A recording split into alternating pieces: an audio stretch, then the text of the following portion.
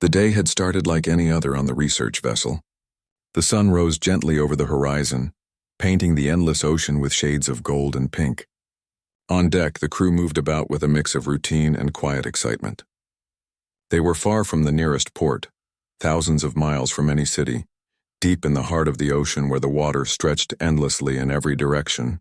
The research vessel, a strong ship designed for long expeditions, had been their home for several weeks, and everyone on board had settled into a rhythm, knowing that life at sea demanded both patience and resilience. Captain Reynolds, a seasoned sailor who had spent over 30 years navigating some of the world's most dangerous waters, stood at the helm, scanning the horizon. He was a calm, steady presence, someone the crew trusted with their lives. He had a weathered face, sun-darkened skin, and eyes that seemed to notice everything. The slightest change in wind, the faintest hint of storm clouds, or the subtle twitch of a crew member's expression. The crew often joked that he could tell the weather by smelling the air, and in many ways it was true. His experience had kept them safe through countless smaller storms and rough seas. Below deck, the scientists busied themselves with their work. They were a team from different countries, each specializing in various aspects of oceanography, marine biology, and environmental science. They studied the ocean currents, the temperature of the water, the behavior of marine life, and the chemical composition of the sea. Their research was important, not just for academic purposes, but for understanding larger environmental patterns that could have far-reaching consequences. Papers, notebooks, and electronic devices were scattered across their workspace, screens filled with data, graphs, and charts. Even in the middle of the vast ocean, their minds were deeply engaged in observation, analysis, and planning. Life on the ship, however, was not only about work. There was a sense of community among the crew. They shared meals together in the small dining area, laughed at stories from past adventures, and comforted one another when the isolation of the ocean weighed heavily on them. Despite the harshness of their environment, there was warmth in their interactions. They knew that camaraderie was as important as any piece of equipment on board. The small moments of connection, sharing a cup of coffee at sunrise, helping a colleague secure equipment during rough seas, or simply offering a reassuring smile, helped them cope with the challenges of being so far from home. As the morning progressed, the sea began to change. The wind picked up slightly and small waves started to ripple across the surface.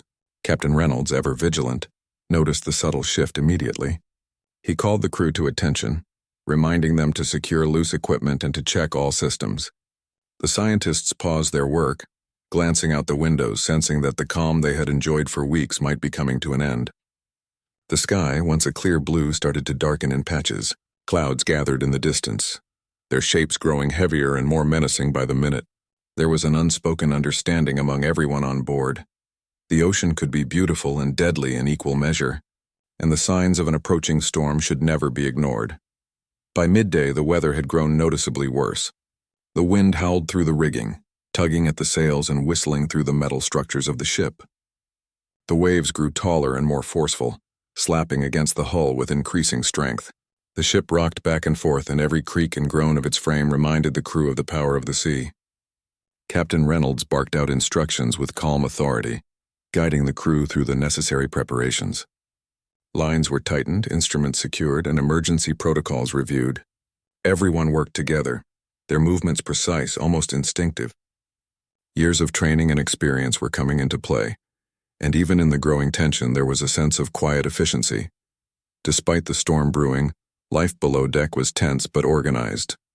The scientists gathered their notes and equipment, making sure that nothing would be damaged.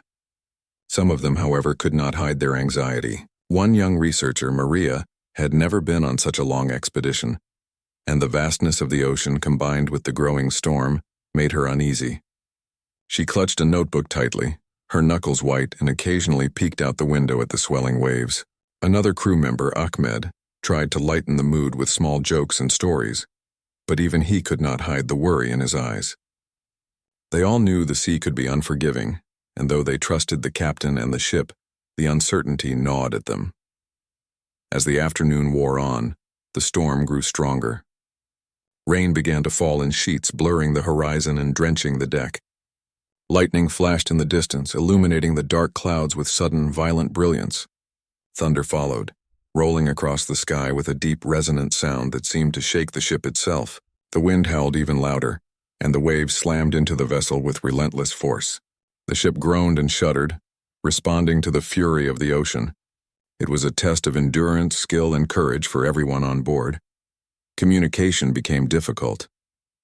The storm interfered with the radio, making it almost impossible to send messages to the outside world. The crew tried repeatedly, but static and broken signals were all they received in return. The isolation that had always been present in some measure now felt overwhelming. The vast empty ocean seemed to stretch endlessly in every direction, a reminder of how alone they truly were. Fear began to creep in, subtle at first, then more insistent. What if help could not reach them? What if the ship could not withstand the storm? The questions haunted the crew, but they knew that panic would do no good. Night fell, and with it came darkness that seemed absolute. The storm continued unabated, and visibility was almost zero. The lights of the ship cast a small glow on the surrounding water, illuminating only the immediate area and leaving the rest of the ocean a vast, inky black. The crew took shifts, each member responsible for monitoring the ship and keeping watch for any signs of danger. Sleep was almost impossible, as the constant motion, noise, and tension kept everyone alert. Still, moments of quiet reflection occurred. Some looked out at the turbulent sea, marveling at its raw power. Others prayed silently, hoping for safety and survival. By the early hours of the next morning, the storm had begun to show signs of easing, though the sea remained rough. The crew was exhausted, both physically and emotionally. They had survived the first night, but the realization that they were far from any immediate help weighed heavily on them. The research they had come to conduct, the adventure and excitement of exploration, all of it now felt secondary to the basic struggle to stay safe and keep the ship afloat. They understood in a profound way that nature was indifferent to human plans and ambitions. The ocean did not care for schedules, experiments, or personal goals. It only responded to the forces of wind, water, and weather, and humans had to adapt or perish. In those early hours, as the first light of dawn broke over the horizon, the crew began to assess the damage and the situation. Equipment had been battered, minor injuries occurred, and fatigue was universal. Yet there was also a sense of quiet determination. They were not defeated. They had survived the first wave of the storm, and they would continue to fight. Each member of the crew knew that their skills, their courage, and their unity were the only things that could carry them through the challenges ahead. In these moments, the reality of their situation became clear. They were isolated, far from immediate rescue, and at the mercy of both nature and circumstance. The sense of calm they had once enjoyed on the ocean was gone, replaced by a tense awareness of vulnerability. Yet within that tension there was also a bond forming. Shared fear, shared responsibility, and shared determination brought the crew closer together. They were no longer just individuals on a ship. They were a single unit, relying on one another for survival. As the day progressed, the crew settled into a rhythm of careful observation and cautious action. They repaired minor damages, checked navigation systems, and rationed food and water. Conversations were measured, focused on strategy and safety rather than casual topics. The ocean stretched endlessly around them, a reminder of both the beauty and danger of their environment. Despite the fear and uncertainty, there was a sense of awe. The storm had revealed the raw, untamed power of nature, and surviving it, even partially, was a testament to human resilience. By the time the second night approached, the crew had grown more confident in their ability to navigate the challenges ahead. They knew that this was only the beginning, that more obstacles awaited them, but they also knew that they had survived a trial that could have ended in disaster. There was cautious optimism in the air, tempered by the knowledge that the ocean was unpredictable. Each crew member understood that vigilance, skill, and unity would be their greatest assets in the days to come. Through the long, difficult hours, the crew clung to hope. They reminded themselves that storms, no matter how fierce, eventually pass. They reflected on the reasons they had embarked on this journey in the first place: the pursuit of knowledge, adventure, and the desire to push the boundaries of human understanding. Those motivations, though distant in the face of danger, remained a guiding light. They would need that light in the coming hours and days, as the challenges they faced were far from over. The calm before the storm, as they now understood, had been deceptive. The ocean, so serene and inviting in earlier days, could shift without warning into something formidable and dangerous. And yet, the crew also understood that this was part of life at sea. To venture into the unknown was to embrace uncertainty, to test one's limits, and to confront the raw power of nature. In that knowledge lay both fear and a profound sense of purpose. The storm had passed, but its effects were still visible everywhere. The research vessel rocked gently on the lingering waves, the ocean still choppy and unpredictable. The crew worked tirelessly to assess the damage and repair what they could. Sails and ropes had been torn, some equipment had been damaged, and several members had minor injuries from slips and falls. Even though the immediate danger from the storm had ended, a new and far more threatening problem was beginning to take shape. Captain Reynolds had spent years understanding that the ocean could be cruel in more ways than one. It wasn't just the weather that could kill.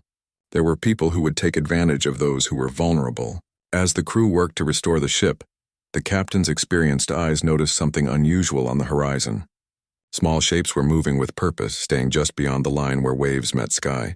At first, he thought it might be remnants of storm debris or perhaps distant fishing boats. But as the shapes became clearer, a sinking feeling entered his stomach. These were not ordinary ships.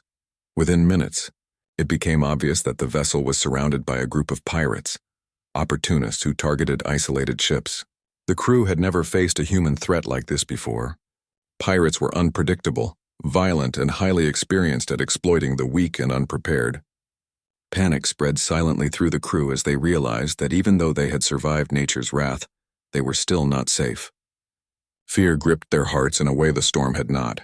The storm had been impersonal. It had no motive, no intent. These people did. The pirates began to circle, their small boats darting around the research vessel with alarming speed and precision. They shouted and waved, brandishing weapons, trying to intimidate the crew. The sight of them, combined with the memory of the storm's destructive power, made the crew feel completely exposed. Some of the younger scientists, already shaken from the previous day, began to tremble and cling to railings or the shoulders of their colleagues. The realization that danger could now come from human hands, as well as the elements, intensified the tension on board. Captain Reynolds quickly called the crew together. He explained the situation with calm authority, outlining their options and the steps they would need to take to survive. The ship was not armed for combat, and trying to fight the pirates directly would be suicidal. Instead, he emphasized strategy, caution, and patience. Every crew member had a role. Some would manage the ship's maneuvering, others would keep watch, and the rest would prepare emergency measures in case the situation escalated. While the captain's calm demeanor provided some reassurance, the reality of the threat was undeniable, and the fear remained palpable. As the pirates closed in, the crew scrambled to implement the captain's plan. Lines were tightened, instruments were secured, and any loose equipment was stored below deck to prevent accidents. The scientists, though untrained for combat, helped as best they could. Maria, the young researcher who had been fearful during the storm, tried to stay composed, following orders and assisting where needed. Her hands shook as she secured lab equipment, but she did not falter. Ahmed, whose humor had been a small comfort during the storm, now used it to keep morale from collapsing entirely. Quiet jokes, whispered words of encouragement, and small reassurances became lifelines in a situation where hope was scarce. The pirates were persistent. They circled, sending small boats toward the vessel, testing the crew's reactions. They shouted demands, trying to intimidate the scientists and sailors alike. For hours, the tension remained high. The crew had no choice but to stay alert, watching every move, calculating the best possible response without provoking the attackers. Sleep was impossible. Every sound, waves crashing, ropes creaking, distant shouts, was magnified by fear. Even the smallest misstep could have catastrophic consequences. Attempts to communicate with the outside world were nearly impossible. The storm had already damaged the ship's radio systems, and the pirates' proximity made sending signals dangerous. Every time the crew tried to broadcast an emergency call, static drowned out their messages, or the signal failed to go through entirely. The sense of isolation returned stronger than ever. They were trapped in a situation where neither the ocean nor other people could guarantee safety. The weight of helplessness settled over them like a thick fog, pressing down on morale. The crew had to make quick, desperate decisions to survive. Captain Reynolds devised maneuvers to make the ship a harder target, steering toward areas where the waves could be used strategically, giving them an advantage. The scientists, while untrained in navigation or combat, assisted by observing patterns in the pirates' movements, pointing out potential threats, and keeping track of supplies and equipment. Every small action was vital. The ship, once a place of research and discovery, had become a fortress of survival, with each crew member contributing to the fragile safety of the group. Even in the midst of danger, there were moments of human resilience. Crew members comforted each other when fear became overwhelming. Maria, who had been terrified at first, began to find courage in her ability to help. Ahmed's humor became a small shield against despair, reminding everyone that laughter could exist even in darkness. Captain Reynolds' calm decisiveness inspired trust, proving that experience and leadership could be just as important as strength or weapons in a life-threatening situation. The crew's ability to rely on one another was now the difference between hope and hopelessness. As hours passed, the tension showed signs of wearing down the crew physically and emotionally. Exhaustion crept in. Hands ached from gripping railings, eyes strained from constant vigilance, and nerves were frayed to the breaking point. The pirates, sensing the crew's vulnerability, became more aggressive. Their boats attempted closer approaches, trying to intimidate and force mistakes. One of the smaller boats collided with the side of the research vessel, causing a loud crash and a wave that drenched the deck. The crew barely maintained their balance, but they held on, refusing to surrender to fear. The captain knew that a direct confrontation could end badly. He weighed options carefully, considering the ship's condition, the crew's abilities, and the pirates' intent. Any rash action could provoke a violent response, but inaction could also be fatal. The delicate balance between patience and initiative became the focus of every decision. The crew watched him closely, taking cues from his movements, trusting his judgment even when every instinct screamed for them to panic. Leadership, they realized, was their lifeline. Despite the danger, there was an undercurrent of determination. Each crew member had survived the storm, and now they were facing another trial. Fear was present, but so was a quiet strength. They had trained, even if imperfectly, and now their preparation and courage were being tested in the most real way possible. Every small victory, successfully avoiding a pirate boat, securing a loose piece of equipment, keeping watch without faltering, was a triumph, a proof that they could endure even when the odds were against them. Night fell again, bringing darkness and uncertainty. The pirates did not retreat, and the crew continued their careful vigilance. Each shadow, each movement in the water, required immediate attention. Sleep was fragmented, taken in short, tense bursts. Meals were eaten quickly, often cold, as there was no time for the rituals of daily life. The ocean, once a source of beauty and adventure, now seemed like a relentless adversary, both in its natural dangers and the human threats that had arrived in its midst. The crew began to understand that survival was about more than skill. It was about mindset. Fear, while natural, had to be controlled. Panic could lead to mistakes, and mistakes could be deadly. They encouraged one another, spoke quietly to reassure, and found small ways to keep spirits from collapsing entirely. The ship had become more than a vessel. It was a symbol of hope, resilience, and collective strength. Even in the presence of pirates, it represented a chance to survive, a reminder that retreat was not an option. Hours turned into an uncertain stretch of time where every decision mattered. The pirates tested them, but the crew's response grew more confident. They learned to anticipate movements, to react calmly under pressure, and to trust in their combined abilities. Even Maria, who had initially been terrified, found herself stepping into small leadership roles, guiding others in securing equipment or assisting injured crew members. The experience, while harrowing, revealed hidden strengths and the power of unity in the face of danger. By the early hours of the next day, the pirates had not yet achieved their goal. The crew was battered, tired, and wary, but still intact. The realization that they could withstand such a trial brought a mix of relief and renewed tension. Relief because they had survived a dangerous human threat. Tension because they knew the danger had not passed. The ocean and its inhabitants, human or otherwise, were unpredictable, and every moment could bring new challenges. Through it all, Captain Reynolds remained a steady anchor. His calm voice guided the crew, his decisions protected them, and his experience provided a framework for surviving chaos. They understood that leadership, courage, and cooperation were their best defenses.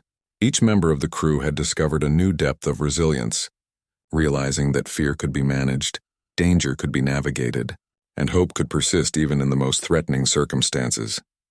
By dawn, the immediate danger had lessened slightly, though the pirates lingered in the distance.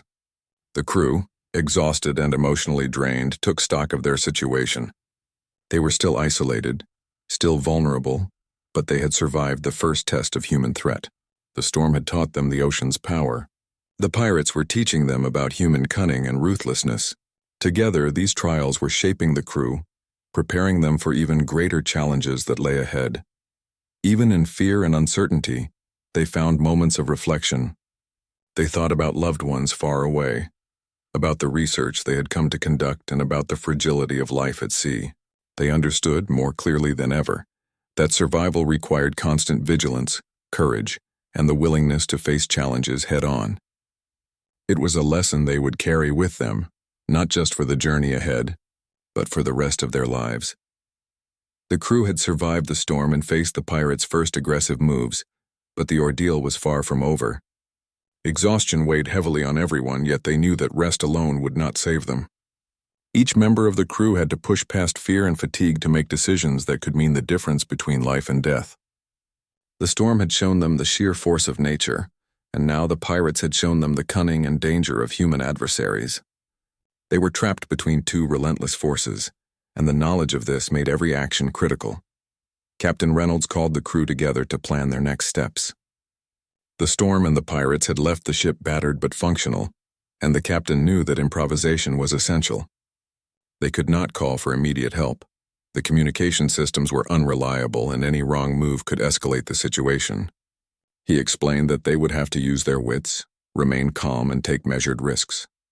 Each crew member had a role. Some would monitor the pirates' movements, others would help maneuver the ship, and the remaining would manage supplies, first aid, and essential repairs. Every task, no matter how small, was now vital for survival. The pirates, sensing hesitation, became bolder. They launched smaller boats toward the research vessel, trying to force mistakes. The crew responded with careful maneuvers, avoiding collision and maintaining a defensive stance. Even a minor misstep could cause the pirates to board the ship or inflict serious damage. Sweat poured down the faces of the sailors and scientists alike as they worked together, coordinating movements and anticipating the pirates' next actions. Fear remained, but it was tempered by a growing sense of focus and determination. The crew realized that panic would only make them vulnerable, and control over their emotions was as important as control over the ship. The scientists, who had been trained for research and observation rather than survival, stepped up in ways they had never imagined. Maria, once paralyzed by fear, began assisting in tracking the pirates' positions, noting their movements and suggesting temporary evasive maneuvers. Ahmed coordinated with deckhands to ensure that supplies were accessible and that equipment remained secure. Even small victories, such as successfully avoiding a pirate boat or securing loose cargo before it could cause harm, became major morale boosters. The crew learned quickly that their survival depended on collaboration, ingenuity, and courage. Throughout the day, the tension never let up. The pirates circled, tested defenses, and occasionally fired warning shots that splashed dangerously close to the vessel. Each sound of a cannonball hitting the water made hearts pound and knees shake. The crew had to balance immediate survival with longer-term strategy. Direct confrontation was impossible. They had no heavy weapons, no trained combat personnel, and no reinforcements nearby.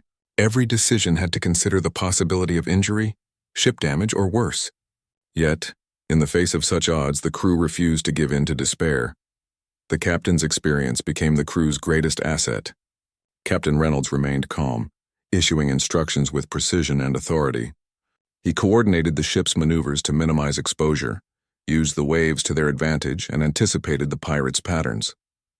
The crew's trust in him became a pillar of strength. Even in moments when fear threatened to overwhelm them, a single command from the captain could refocus everyone's attention and restore a sense of control. Leadership, they realized, was not just about giving orders. It was about instilling confidence, maintaining calm, and keeping hope alive. As hours stretched into the afternoon, the crew faced physical and emotional challenges simultaneously. The constant vigilance took a toll. Hands were blistered from gripping ropes, muscles ached from strenuous effort, and sleep-deprived eyes struggled to stay alert. Emotions ran high. Anxiety threatened to spiral into panic at moments, yet the crew found ways to support one another. A word of encouragement, a reassuring touch on the shoulder, or a shared glance of determination helped steady nerves. Human connection became a lifeline amidst the chaos, reminding each person that they were not alone in this fight for survival. Small but crucial strategies emerged. The crew learned to predict the pirates' movements, using subtle patterns in their behavior to anticipate attacks. They adjusted the ship's course to make it difficult for the pirates to board, and they created temporary barricades in vulnerable areas. Even improvised tactics such as using loose equipment to distract approaching boats or creating noise to simulate movement became essential tools.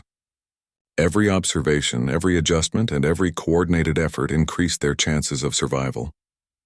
The battle was as much mental as it was physical, requiring careful thought under extreme pressure. While the pirates were relentless, their determination was countered by the crew's ingenuity.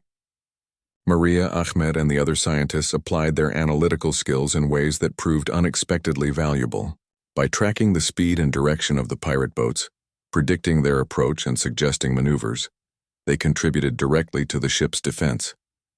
Their knowledge of patterns, observation, and experimentation became practical survival tools. The experience transformed their understanding of teamwork, showing them that knowledge alone was not enough.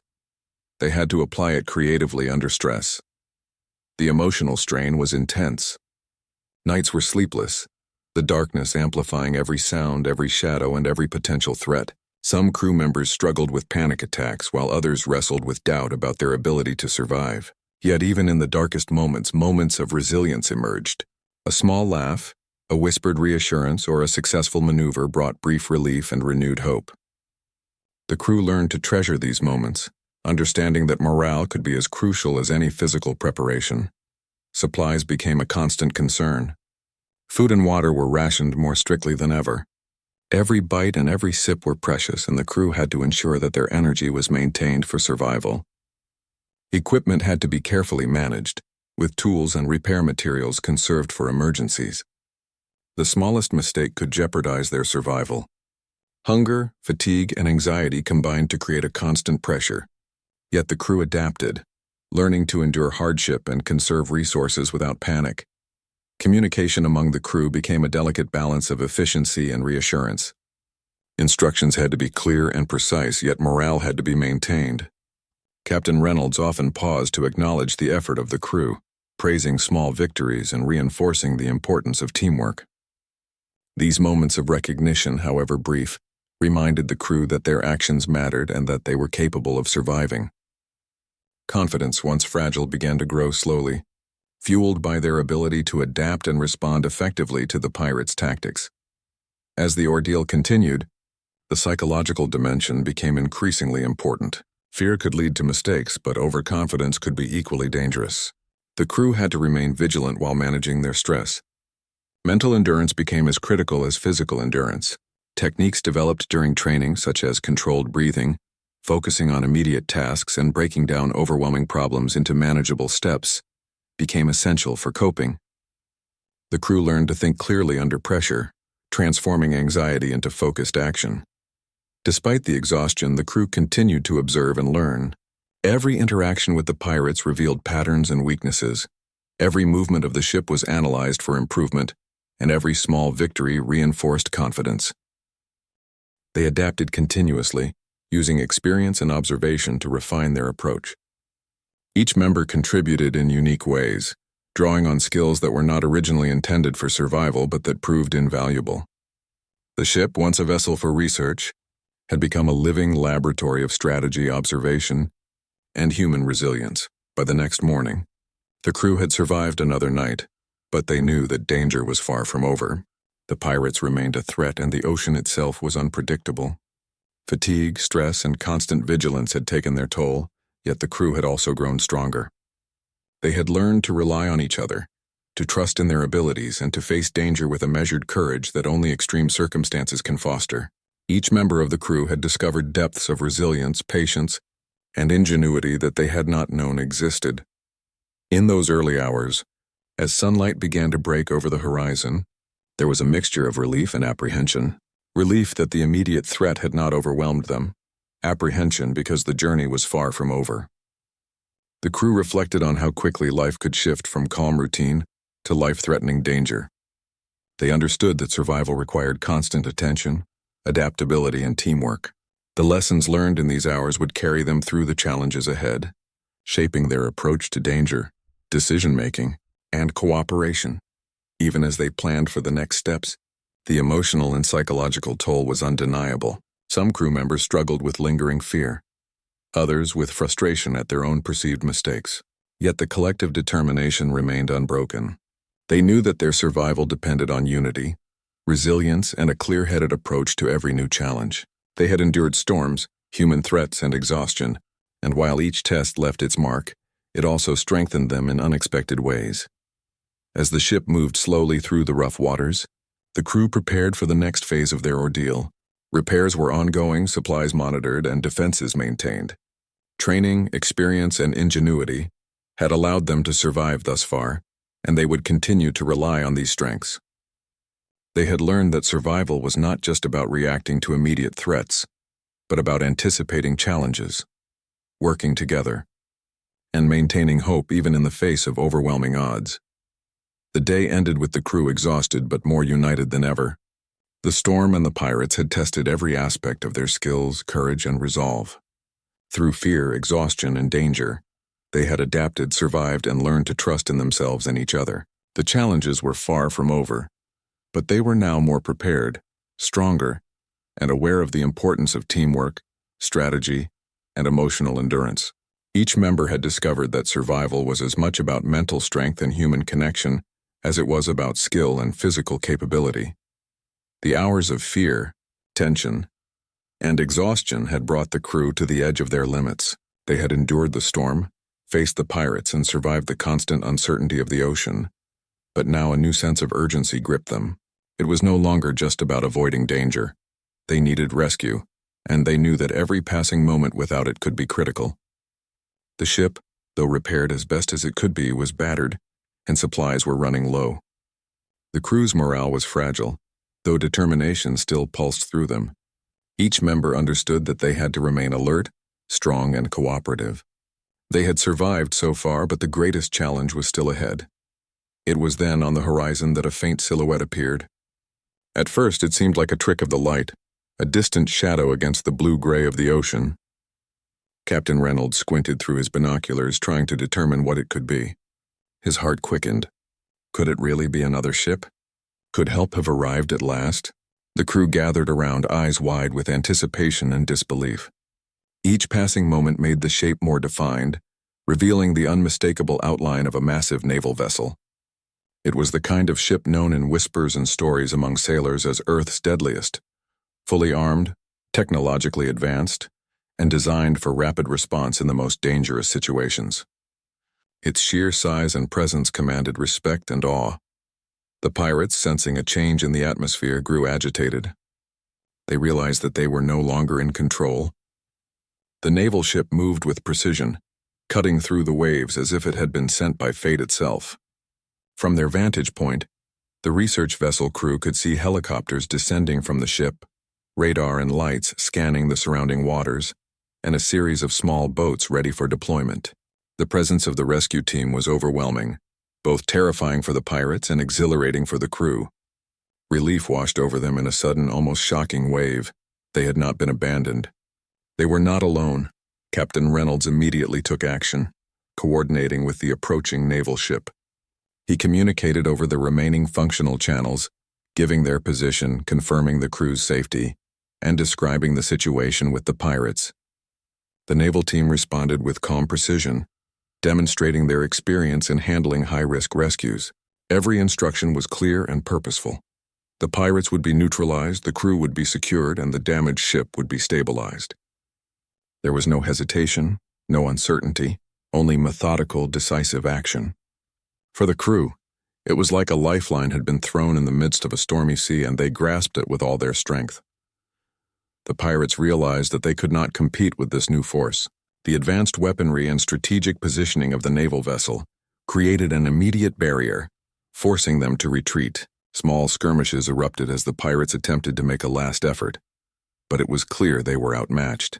From the deck of their research vessel, the crew watched as the naval ship executed maneuvers they had never imagined, using technology, strategy, and sheer firepower to control the situation.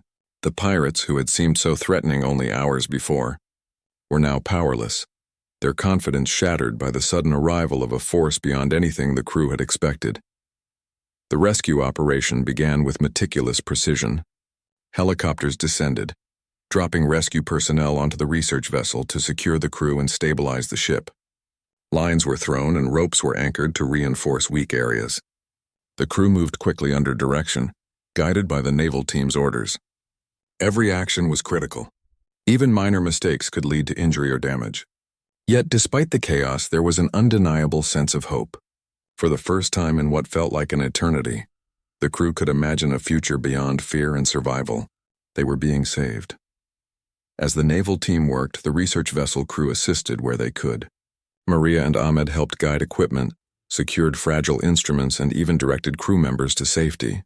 They had learned to act under pressure, to respond quickly and calmly, and now these skills were essential in ensuring a smooth rescue. Every small act, every bit of cooperation contributed to the success of the operation. The crew's determination and resilience, forged in the fires of storm and pirate threat, had prepared them for this moment. They were not passive victims, they were active participants in their own rescue. The pirates attempted one last desperate maneuver, approaching the ship in a small boat, perhaps hoping to intimidate or create chaos. But the naval team, with incredible efficiency, neutralized the threat without unnecessary violence. The crew watched in awe as the sheer capability of the ship and its crew became evident. The naval personnel were trained for every scenario, responding to threats with precision and authority. For the crew of the research vessel, this display was both frightening and reassuring. They had never witnessed anything like it, an almost surgical display of power and control that left no room for error. As the day progressed, the rescue intensified. Crew members were guided into small boats, lifted into helicopters, or helped across lines to reach the naval ship. The coordination was flawless. Despite the chaos, no one panicked. Everyone knew their role and executed it with care. Captain Reynolds remained a central figure, directing movements, calming nerves, and ensuring that no one was left behind. His leadership, combined with the naval team's expertise, made the difference between a successful rescue and potential disaster. The crew, who had spent days in fear and exhaustion, could finally feel their tension easing, replaced by gratitude and relief. The rescue operation also involved stabilizing the research vessel itself. The ship had been heavily damaged, and without intervention, it could have sunk or become completely unmanageable. Naval personnel worked to reinforce the hull, secure essential systems, and prevent further damage. The research vessel, which had been a fragile lifeline during the storm and pirate attack, was now being treated with precision engineering and care. Watching this, the crew felt a mixture of amazement and relief. The ship that had carried them through so much danger was now safe, protected by forces far beyond anything they could have imagined. As evening approached, the pirates had been driven away. The storm had long passed, and the crew was aboard the naval vessel. For many, it was a moment of emotional release. Tears, laughter, and quiet hugs filled the spaces between the naval personnel. Relief was overwhelming. The experience had tested them in every possible way, emotionally, physically, and psychologically. But the arrival of the naval ship had turned despair into hope. The crew felt an immense gratitude not only for the rescuers, but also for their own perseverance. Every struggle, every decision, every small act of courage had led to this moment. Even as they settled aboard the naval vessel, the crew reflected on the events that had brought them here. The storm had shown them the raw power of nature. The pirates had revealed the danger of human malice. And now, the naval ship had demonstrated the capability, coordination, and strength of trained responders.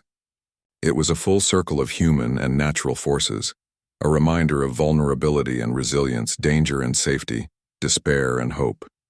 For the crew, this moment would remain etched in memory forever, a defining experience that shaped their understanding of survival, courage, and teamwork. Captain Reynolds addressed the crew one final time before they disembarked from the rescue scene. His words were simple yet powerful. He praised their perseverance, acknowledged the fear they had faced, and highlighted the strength they had shown. He reminded them that survival was not merely a matter of luck. It was a combination of preparation, courage, cooperation, and unwavering determination. The crew, physically drained but emotionally strengthened, felt a profound sense of pride. They had survived what seemed impossible, and they had done so together. As night fell, the naval ship carried the crew safely toward port. The lights of the vessel reflected off the calm ocean, a stark contrast to the chaos of the previous days. The crew looked back at the research vessel, now stabilized and under the watchful care of the naval team. It was a symbol of their journey, a testament to endurance, resilience, and the capacity of human ingenuity to overcome extreme challenges. Each crew member felt a mixture of relief, awe, and reflection. The ordeal had changed them. It had revealed the depths of fear, the power of hope, and the unbreakable strength of unity. By the time they reached safer waters, the immediate danger was gone, yet the memory of the events remained vivid. The crew understood that their survival was not accidental. It was the result of careful planning, decisive leadership, cooperation, and the timely intervention of forces trained to respond to extreme danger. Every individual's courage and determination had mattered. Every act of resilience had counted. The experience had forged bonds among the crew that would endure for the rest of their lives. A shared understanding of what it truly meant to survive against overwhelming odds. Even after the rescue was complete, the crew remained reflective. The ocean could still be unforgiving, the world could still be dangerous, and life could shift from calm to chaos in an instant. Yet, having faced these extremes and survived, they were stronger, wiser, and more confident. They had confronted fear in its purest form, endured it, and emerged not just alive but transformed. The arrival of Earth's deadliest ship had not only saved their lives, it had validated every choice, every effort, and every moment of courage they had exhibited during the ordeal. In the quiet moments aboard the naval ship, the crew finally allowed themselves to relax. They ate, drank, and slept without constant vigilance. Laughter returned, tentative at first, then more freely. Stories of the storm, the pirates, and the rescue were shared, sometimes with humor, sometimes with awe. The experience had tested them in ways no one could have predicted.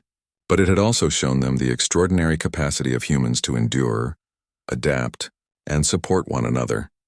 The rescue had been more than a simple extraction from danger. It had been a lesson in hope, courage, and the power of coordinated action. The crew had faced nature, human threats, and exhaustion, yet they survived because they refused to give up. The arrival of the naval vessel had been miraculous, a force of precision and skill that intervened at the perfect moment. And for the crew, it was not just a matter of being saved. It was the confirmation that perseverance, preparation, and unity could overcome even the most impossible circumstances. The sun rose slowly over the horizon, painting the ocean in soft gold and orange. The crew stood on the deck of the massive naval ship, watching the calm waves sparkle under the morning light. For the first time in many days, the sea looked peaceful again. There were no storms, no pirates, and no fear, just the endless blue stretching to the horizon. The crew members stood quietly, lost in their own thoughts, still trying to believe that they were truly safe. The terror they had faced felt like a distant nightmare now, though the memories were still fresh in their minds.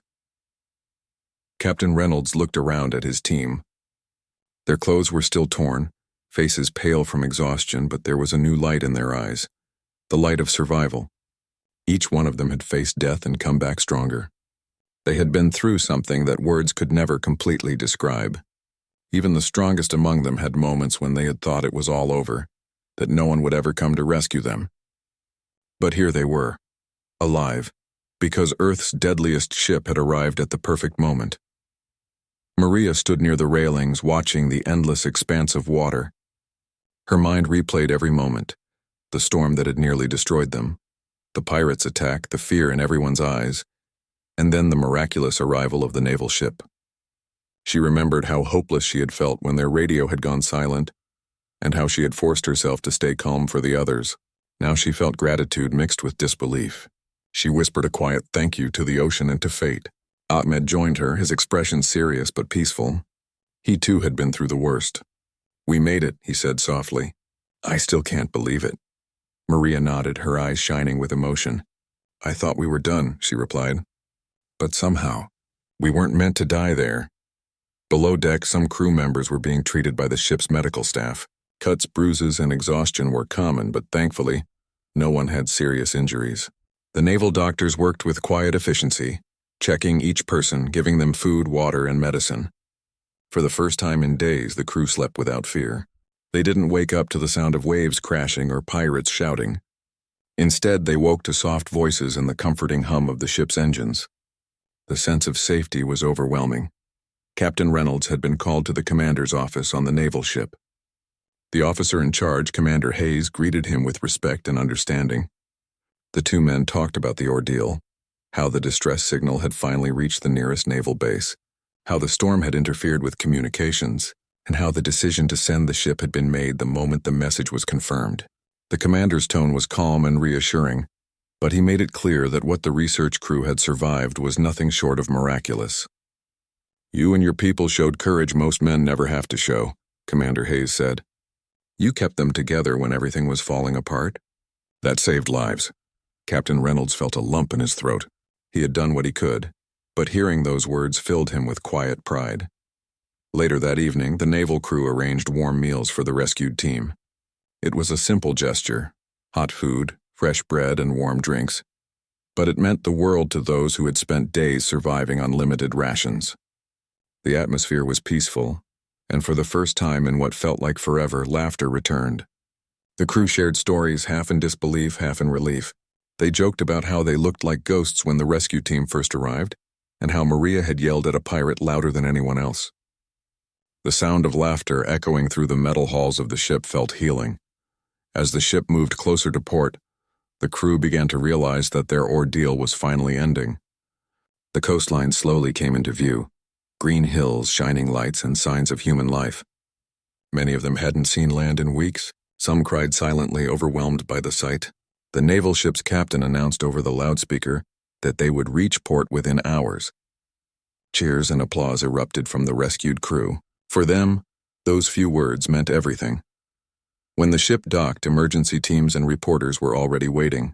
News of the stranded research vessel and the dramatic rescue had spread quickly. Cameras flashed, questions were shouted, and the air buzzed with excitement. But for the crew, fame didn't matter.